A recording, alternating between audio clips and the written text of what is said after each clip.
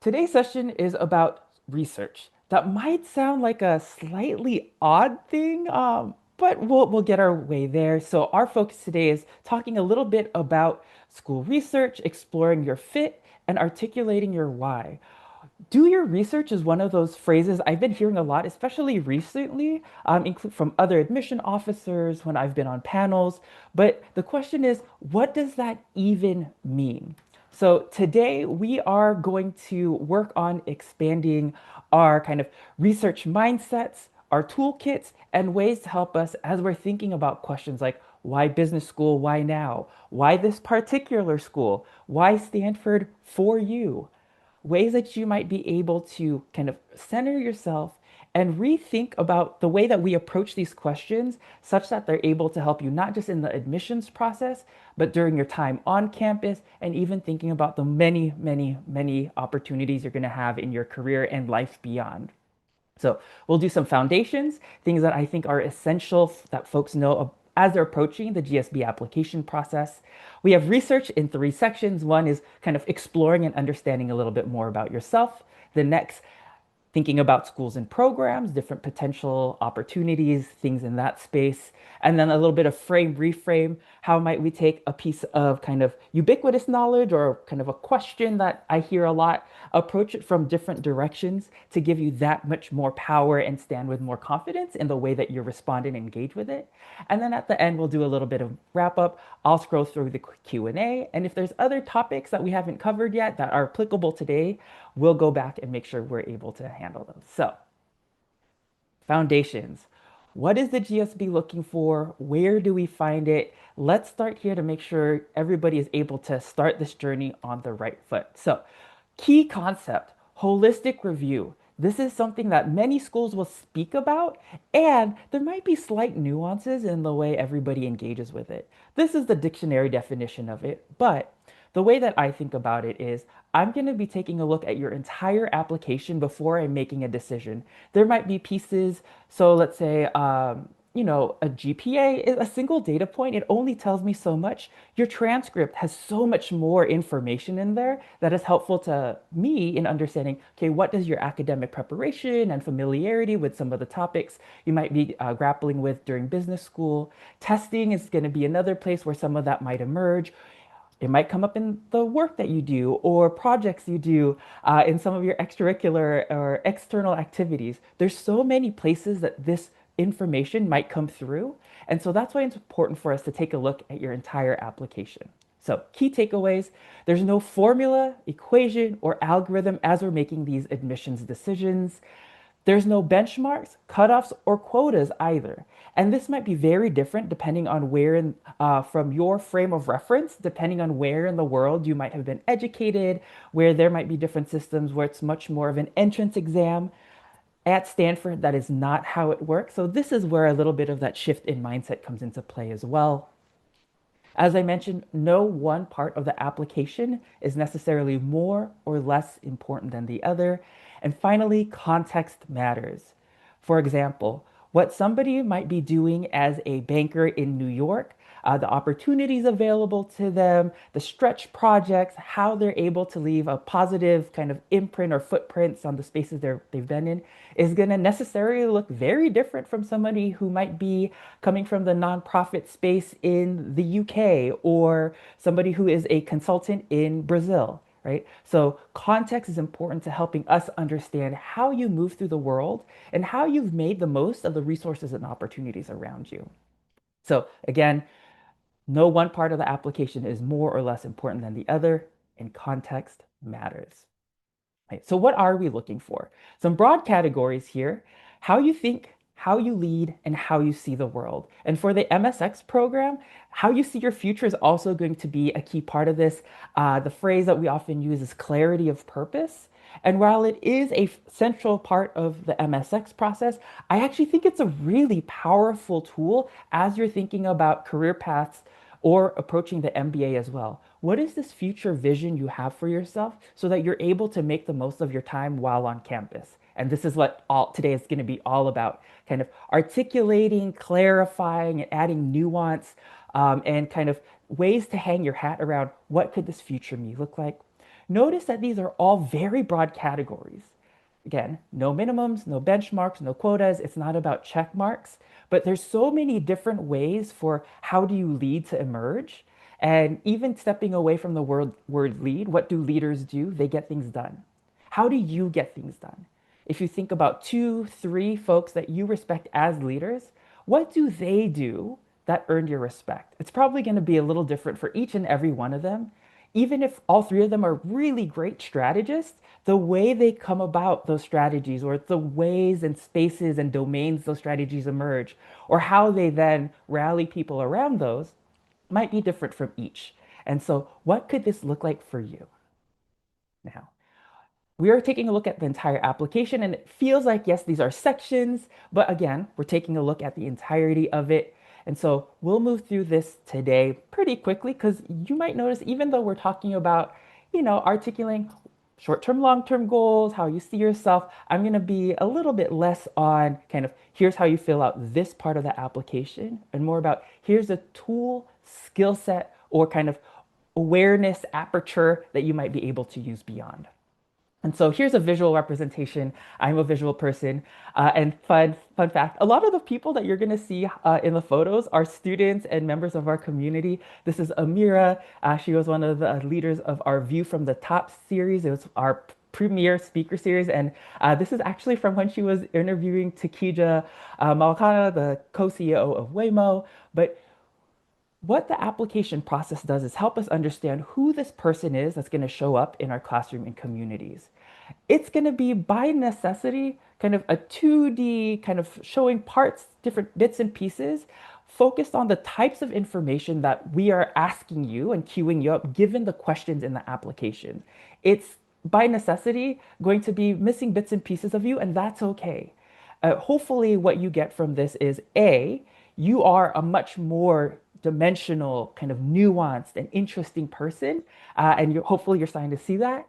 And how then do you translate that into through the questions that we're asking you? And so learn a lot more. There's a lot more resources, and three ones that I want to shout out here is the GSB applications webpage. This is new this year, and this is a great hub. Will take you to things like a resume template, as well as some resources to help you as you're talking to your potential recommenders. And I will have some more on that on a future session. There are the MBA and MSX admission pages and the pages on our evaluation criteria. So what I am going to do is I am going to pop those three things into the chat so that you have easy access to those for your perusal at a later date. And we'll also include these links in the kind of text body for when we post these videos. All right, so it all starts with you. Now we get to the fun stuff. And so this is one of the phrases from our information sessions. And the more and more I've done this, the more and more I believe in this. And so let's give you back some of the agency, self-authorship, and ownership in this process and center you in this process. So application, it can feel like there's a lot of stuff out there, parts of your life. You're hearing all kinds of myths, rumors, or it's just like word on the street. Let's not even put a label on that. You're hearing information out in the world. You're thinking about your life. There's these different pieces. As you start to read articles or see what people post, it can feel like very linear, if not like everything has built up to this moment. Even though that might not feel true to you, in honesty, you can connect the dots looking back, but life is much more complicated, right? There's ups, downs. Sometimes you have to redo things. And the application, the questions that we're asking are helping us kind of center on kind of three broad buckets. And this is the way I think about it. So, retrospective, looking at the past, insights, actions, behaviors. What are some of the things that have led you up to today? There's much more clarity, right? What's it? Clarity. Hindsight is 2020 vision or whatever. So there's an adage there. I mangled it. That's okay. There's the introspective. Who are you? What are some of the values, the things that are important to you? And how do they inform what you're doing in the future? And this is where we're going to spend a lot of today on, especially on that prospective time. Why business school? Why now? What are some of your goals? And then how do you crystallize and condense that into the various word counts that you might be encountering in the different applications you're approaching? So let's start by exploring who you are. and kind of that centralizing and kind of centering everything around you. So we're going to start with a writing exercise. So if you haven't done so already, get a piece of paper, get a pen, maybe open up a new screen, or if you are not in a space where you're able to take a little bit of a kind of manual, whatever, maybe you're listening in, hopefully not during another meeting, but maybe you're listening in and otherwise preoccupied, take a step back and just kind of think to yourself some instructions before we start. So I want you to write, think, type for the full duration. This is going to be a 2-minute exercise. Everything is fair game. You do not have to write in full or complete sentences. Maybe there's phrases that resonate for you. Maybe it is a feeling, right? Maybe just a scattering of words. Maybe they're examples of things. Totally fair game. This is a quote from the cornerstone, or actually a portion of the quote that's on our cornerstone of campus, dedicated to the things that haven't happened yet. Kind of the rest of that and to the people who are about to dream them up. But I want you to don't limit yourself. Think big, have fun with this. Follow where your energy goes. Because again, write, type, think for the full 2 minutes. I'm going to give you the prompt. I have a little bit more kind of framing around it, and then we'll get to writing. So here's your question. If you could do anything, what would it be? If you didn't have to worry about things like salary, you didn't have to worry about what other people thought about it, you didn't have to worry about where in the world or whether or not you were actually qualified to do it, right? It doesn't have to be a specific job. Maybe it's a feeling you want to chase. Maybe you love taking things from 0 to 1. Maybe it's an impact you want to make or a community you want to be a part of. Again, all of that is fair game, right? If you can do anything, what would it be? Your 2 minutes start now.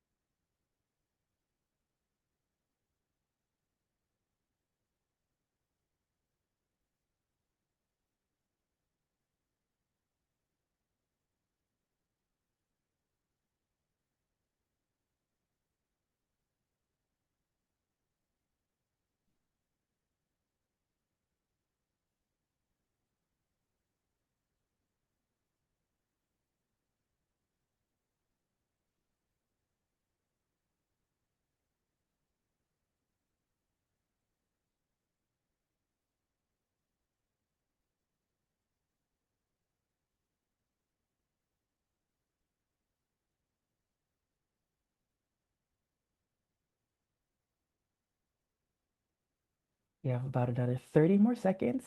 Keep writing.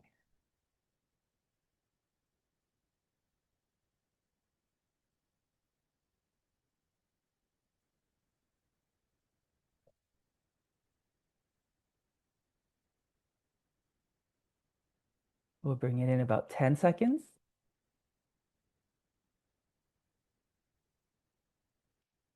We'll bring it in 5, 4, 3, 2, and 1. Go ahead and complete that kind of final thought. Let's do a little bit of virtual unpacking with each other. So feel free in the Q&A box, respond, engage, kind of put these ideas out into the world. Um, So here's the question we just asked ourselves. If you could do anything, what would it be? My approach is like, okay, so what do we actually do with this now? Two things that I hope kind of you're playing around with. One is the process. How did that feel? And this, of the two, I think this is where the most valuable learnings about yourself might come through. And this is the skill set that you get in the iterative process that you can use over and over again. Kind of checking in with yourself and seeing like how the things that you're kind of approaching this, does this align with who you are and what you actually want to do? So take a moment and think about when or where was it harder to put words onto page or screen? Where was it easier?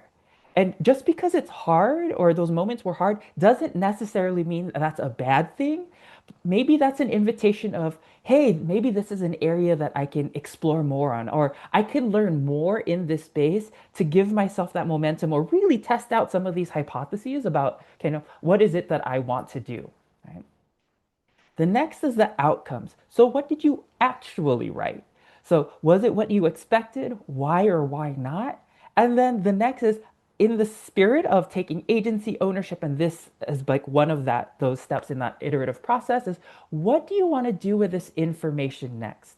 Maybe it's revisiting this exercise later on, or maybe there is one of those kind of moments where you found yourself stuck a little bit, taking time to reflect on that, or exploring more using some of the keywords to search whether that is as a field, industry, at a school, maybe the examples of types of work, right? So then what do you do with this next? So as you sit and reflect on the exercise we just did, how did that feel? And outcomes, what did like was it what you expected? Feel free in the chat, kind of plop in kind of any quick reflections you might have, um, such that getting it out there and starting to articulate it. So there might be a little bit of a time lag between when you're typing it when it makes it through, but take some time to pause and think about that.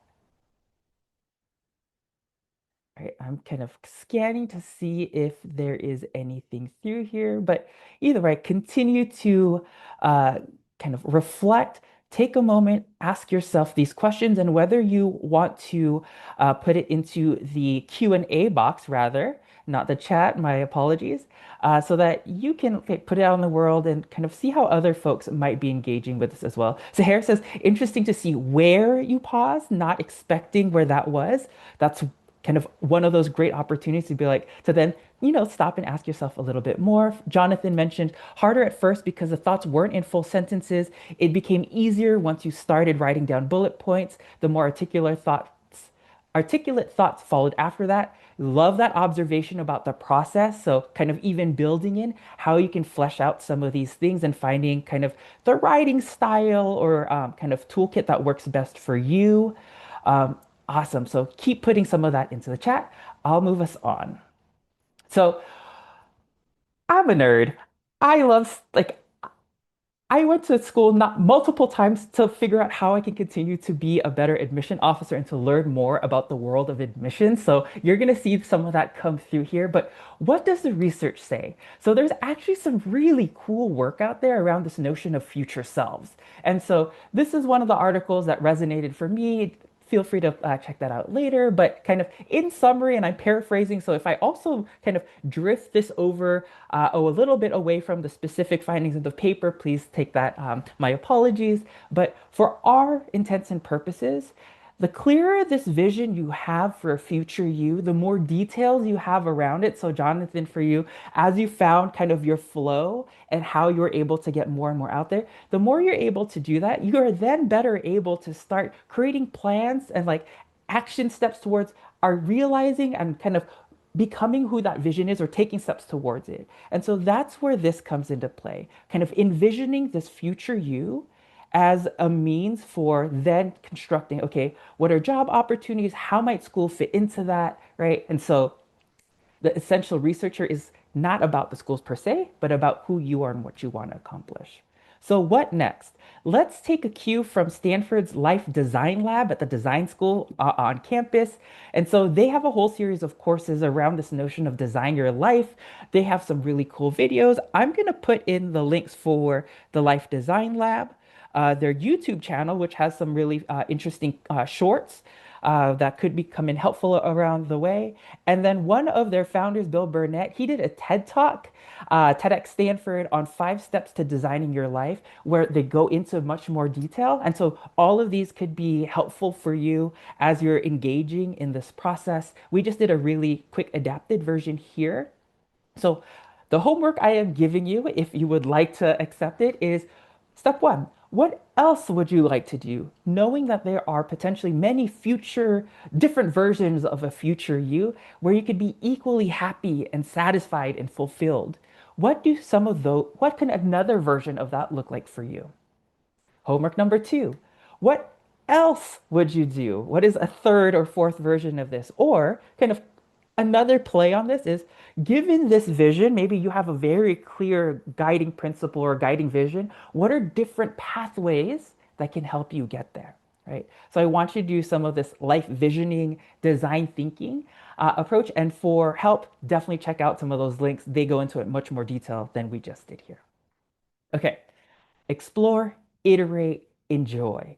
And so now let's start connecting it back to okay, so Stanford application process, business school application process, how do these all come together? So, given the things that you're interested in, how can the different programs, how can Stanford help you get there?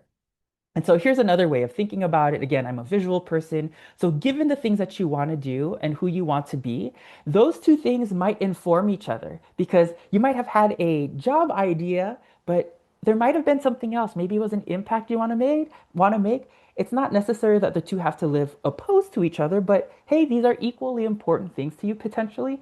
How might we be able to explore both or inform one and then the other, right? Because life is dynamic. Nobody said you have to choose just one thing, just at least for the purposes of this exercise. How can business school help? Again, kind of positioning us now within this kind of business school application process.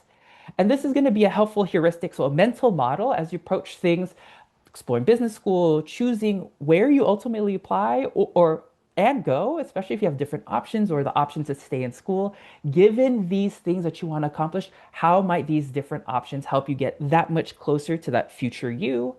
How do you prioritize your time in business school? I have never seen a more chaotic calendar than I have from business school students. You will learn to kind of love and hate your calendars. And my tip for you is practice defensive calendaring. Preemptively block out time for yourself, whatever self care looks like for you, whatever it means to recharge or take the time you need, such that you're able to also then kind of expend that energy in the places and spaces that you prioritize. And then shaping your career journey. Career Management Center at Stanford, it's not a placement service, but rather how can they be partners in helping you identify and achieve kind of these career milestones? And so this is also going to be an exploratory, iterative process in partnership with you. So the sooner you're able to kind of articulate and identify these kind of priorities for yourself, the more that you can be honest about them, they can then help you piece it together as best as possible. And then life beyond. So now let's get to schools. And so there's no right or wrong answer to how you're gonna, at least at Stanford, for how you might respond to, hey, what are your aspirations? Or why Stanford for you, right? The only answer here that matters is yours. And so what are different ways for you to figure out, okay, so what are some of the inputs to how I might answer that? So this might seem familiar to some folks, some of them. Hopefully, I'll drop some gems in here that can turn you onto some new avenues of exploration. But let's start here on kind of the adjacent spaces. So, campus visits can be a wonderful way to get a sense for not just the physical space, but also some of that environment, the vibe of the institution. My tip here is come during the academic year or when school is in session. As somebody who is on campus year round, summer still beautiful, still energetic, but has a different feel than when the students are on campus. And so just kind of take some of that with a grain of salt.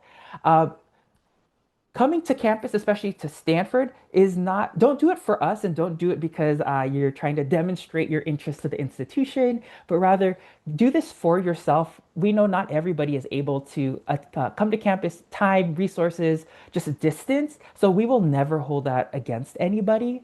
So hopefully we're putting some of those fears at ease. I know there might be other institutions that might pay attention to some of that, so it's worth checking in, but not something you have to worry about at Stanford. Okay. Students and alumni. This is the one that I always hear like talk to students, talk to alumni, talk to students, talk to alumni, which can be great. And I also want to recognize that not everybody has access to somebody from the community, knows somebody. And so, how could we expand the aperture of what this looks like? And I'm also going to include kind of these notions of traditional and social media. My tip here is uh, take multiple data points, talk to if you have access to multiple people or different resources to get a sense for kind of who this institution is. If you don't have access to specific conversations, that's where that bottom line on this slide is going to come into play, and I'll help you out there too. But a few other things to keep in mind. Remember the point in time from which either kind of the AI search is pulling things from?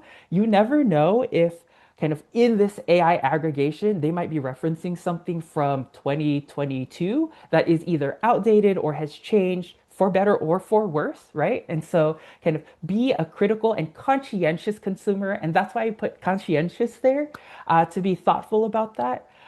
Especially when it comes to conversations with individuals, that is a single data point.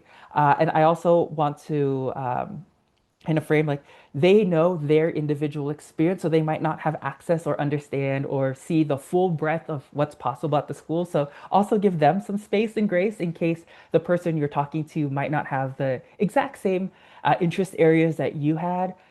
So that's kind of one. And the other is as you're talking to especially current students, remember that folks who are in their second year of their MBA will have a very different experience than somebody who might have just started their first or second week and also is still kind of acclimatizing to both the classroom community, the resources. So also provide some space and grace just because they are a quote unquote student, depending on where in the process they are, they might have different experience reflections and understandings of how pieces fit together for them. So just kind of wanting to provide some kind of, let's take a step back and approach this kind of thoughtfully, both for ourselves and for the folks you're talking to. All right.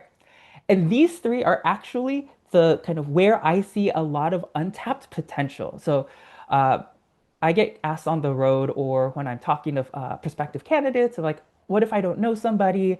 Or what are other ways if, I just haven't had the opportunity to talk to somebody? Again, at Stanford, there's no expectation that you have. That is not necessarily something we're tracking, but rather use this like, what are you trying to learn? What are you hoping to get out of some of these experiences? School websites actually have a lot of really good information. Again, in this world of AI aggregation, there might be one or two things that redirect you to a website. Give yourself time to actually go into the website and click around on Explore. There's some really cool stuff. So you'll be able to see what some of the priorities kind of in the moment at the schools are. At Stanford, the Stanford Leadership Institute is one of them. There are also oftentimes resources that can help you in the areas that you're interested in without even coming to the school. So I'll also drop a couple of these into the chat. So one that I really like is the Center for Social Innovation at Stanford. They have tools and resources for innovators and educators and independent learners, right? And so this might not be the first thing you think of, but kind of these are learnings that you can already start to implement or expand how you approach this world. And part of that too is as you're learning about some of these different industries and spaces you're in, there's area opportunities to check out, hey, what are some of the summaries of the cases? I was talking to somebody and we were talking about how they're interested in all of the different steps in business and kind of what does value look like and how do you optimize at each stage? And I was like, hey, have you heard of the word value chain? They haven't. And learning the lingo and exploring, we opened up this whole new opportunity for them to see what could be possible at Stanford specifically. But now this is also a search term or phrase that they would be able to use exploring other institutions. So here's one as that's kind of the example I use here. But even for folks who might be interested in things like search fund. There's a primer, there's observations, there's new research coming out from schools. Kind of the more you understand the words being used, the frontiers, that can also help accelerate some of the conversations you're having with students, faculty members, potentially if you're doing a class visit, or admission officers. So the more you are able to do some of this pre-work and learn, you're also able to maybe articulate more clearly this future vision of yourself in ways that give you even more opportunity beyond kind of using lingo, language, jargon. So that one I'm going to skip through. Okay, one more note here, and this is where I find a lot of people trip up. And so it's an opportunity for education, class profiles. So most schools will have this out there. It's like who is entering the current class.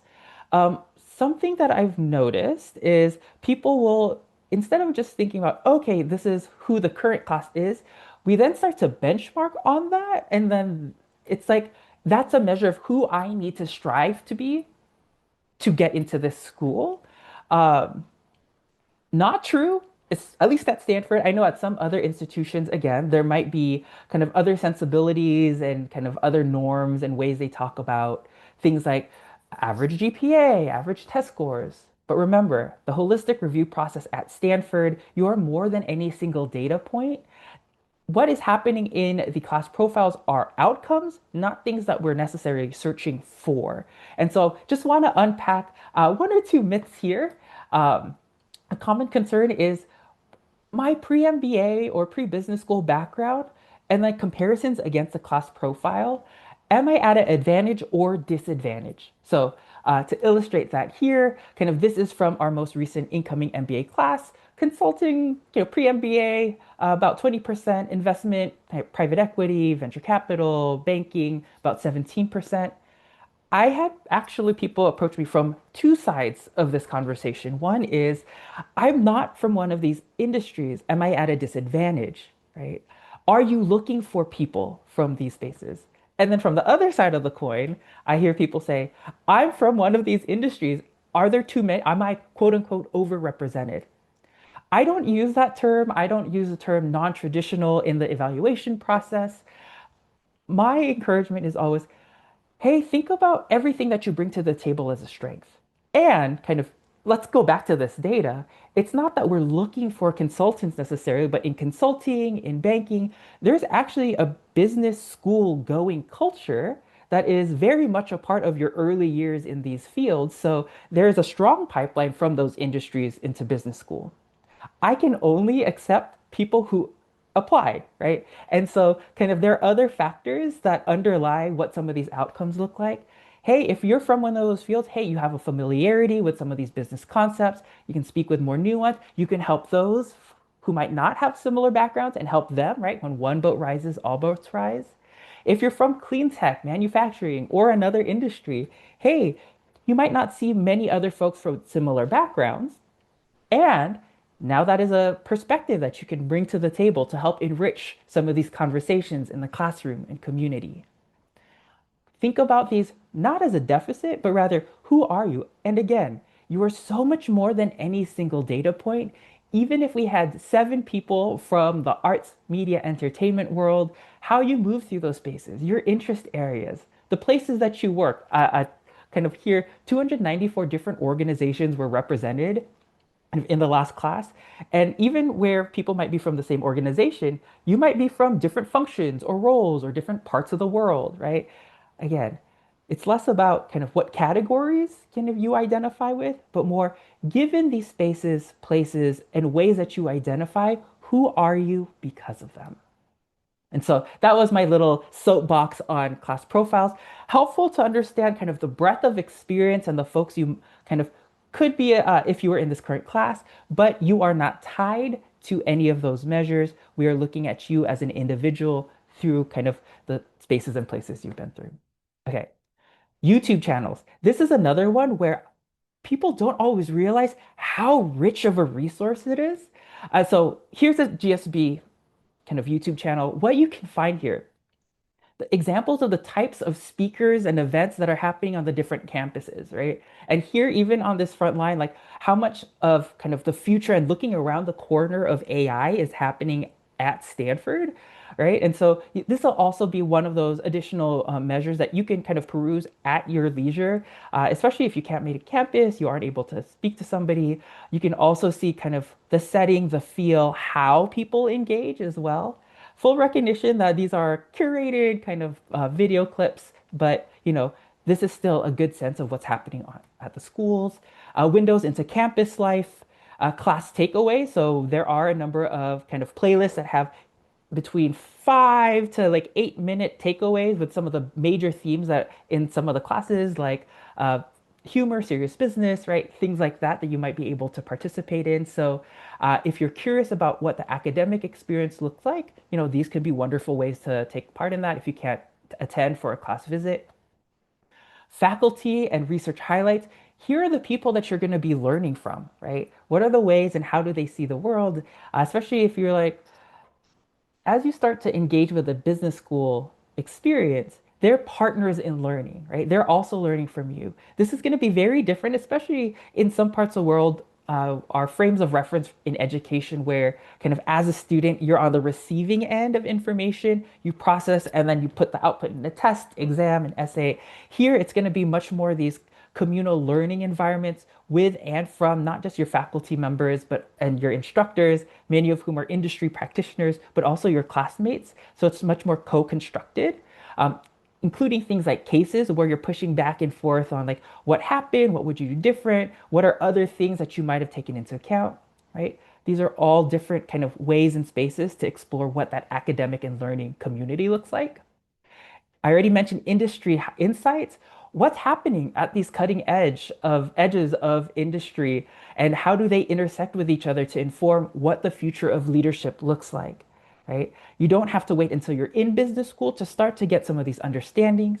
And again, as I mentioned, the more you understand kind of some of the spaces you're interested in, the more you're able to craft and create kind of tangible steps towards achieving that and create opportunities for more meaningful conversation and learning in interactions with folks like admission officers.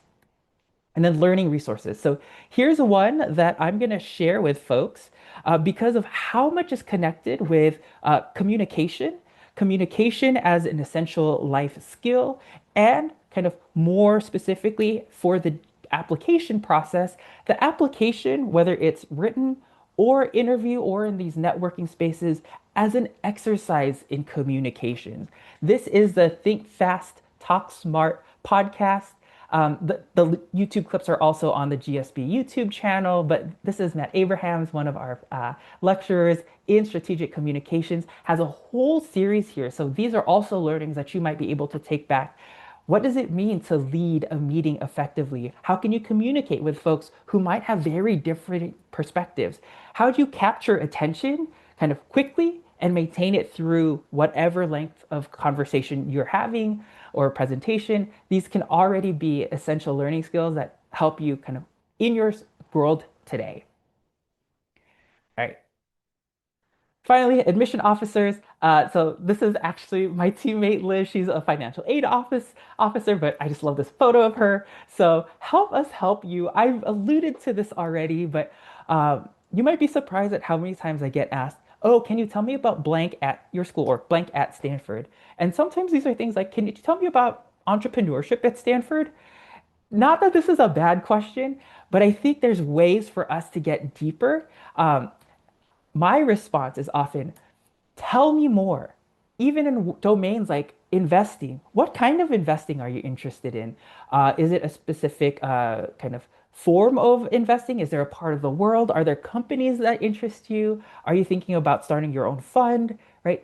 The more reflection and understanding you have of yourself, the more then we can get into, oh, hey, there is a summer opportunity through the initiative for investing that helps connect you with first time fund founders like GSB alumni, building your networking community, strengthening ties between GSB classes, and giving you experience to see what is it like to launch a fund so that you're able to kind of figure out, okay, do I want to do this? Maybe when? How do I understand this within the greater range of the options I have for post GSB, right? And so it's not that you have to like start with all of this at the get-go, but being able to pull it out in conversation, I'm able to kind of put a few more details and direct you towards resources that, again, can help you better articulate why business school, why now, maybe even why Stanford for you.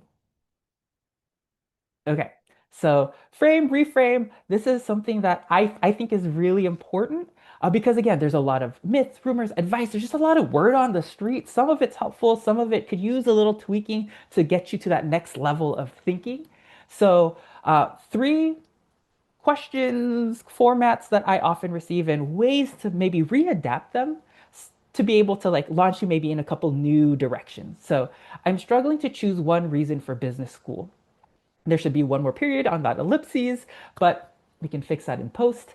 And so you might have a lot of different interests, and that's okay.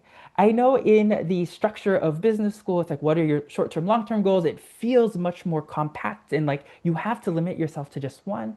But even in some of the exercises we were just doing and referencing, there are a lot of different pathways and kind of different potential opportunities to have a meaningful, fulfilling future you. So maybe the reframe is how do you envision your interests? How might they fit together or with each other? So maybe it is that short term, long term, or one stacks onto the other. Maybe it's finding ways for them to exist in parallel with each other. Maybe you're looking for ways to merge them such that they're can you're able to do both at the same time. Maybe one is nested in the other and it's maybe part of an ERG or some sub-segment that you're committing during this other exploratory or this other kind of big priority for yourself so that you're still able to manage both. Maybe it's how do you transition from one to the other over time or even back? Or maybe there's some other combination of things or things, because in this mental model, I just put two things, but maybe there's three things, four things, right? There are no single paths to business school. There was a quote recently, and I'm going to paraphrase. There wouldn't be so many stars in the sky if everybody was meant to wish on the same one, right?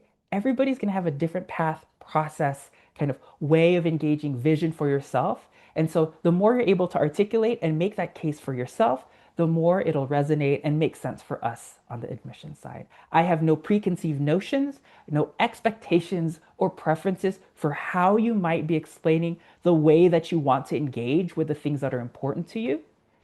But it is important for you to be able to articulate that to us so that we understand, and I'm saying we collectively as admission officers writ large, so that we understand that you are fully informed and understand how you're going to be able to use the resources on our campus, in our communities, to be able to set you on that path effectively. And this is your truth at that point in time. Things change. The majority of our students will explore something else, might do something different, whether it's industry, geography, function. There might be a whole new industry that appears, and we're never going to say, nope, you wrote something else in your application. Think about even 3 years ago, like AI was still very nascent in conversation. Now it's kind of not just an industry in and of itself, but embedded within industries and transforming them as we speak. I can bet you 3, 4 years ago, the majority of our students weren't probably not talking about AI just yet, but they're in these spaces. So kind of speak your truth in the moment.